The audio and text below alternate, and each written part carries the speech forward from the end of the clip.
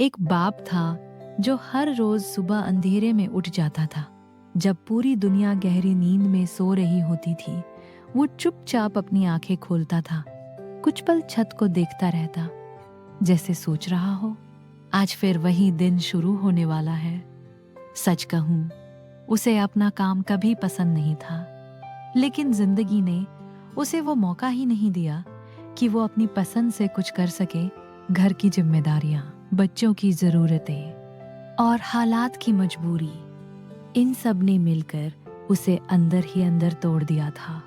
फिर भी वो हर रोज उठता था, अपने थके हुए शरीर को संभालता था और चुपचाप काम पर निकल जाता था। फटे हुए जूते, पुराने कपड़े और चेहरे पर थकान साफ नजर आती थी, लेकिन दिल में एक ही बात होती थी, मेरे बच्चे खुश रहने चाहिए।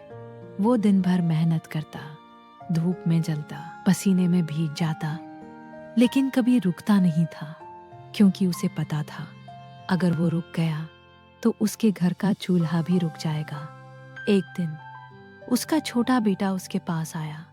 उसने अपने छोटे से हाथ से अपने बाप का हाथ पकड़ा और मासूमियत से पूछा, अबू, आप इतना थक क्यों जाते हो? वो कुछ पल के लिए चुप हो गया, जैसे उसके पास जवाब तो था, लेकिन कहने की हिम्मत नहीं थी। उसकी आंखों में हल्की सी नमी आ गई। दिल किया कि सब कुछ बता दे, अपने दर्द, अपनी मजबूरी, अपनी थकान, लेकिन उसने खुद को रोक लिया और बस हल्की सी मुस्कान के साथ कहा, ताकि तुम्हें कभी थकना न पड़े। उस दिन उसका बेटा कुछ नहीं बोला, लेकिन उसकी खामोशी सब कुछ कह गई। शायद उसने पहली बार अपने बाप का दर्द महसूस किया था। रात को जब सब सो जाते थे, वो बाप अकेला बैठा रहता, अंधेरे कमरे में खामोशी के साथ। कभी अपने अधूरे सपनों को याद करता, कभी सोचता, अगर हालात अलग होते तो शायद उसकी जिंदगी भी अलग होती।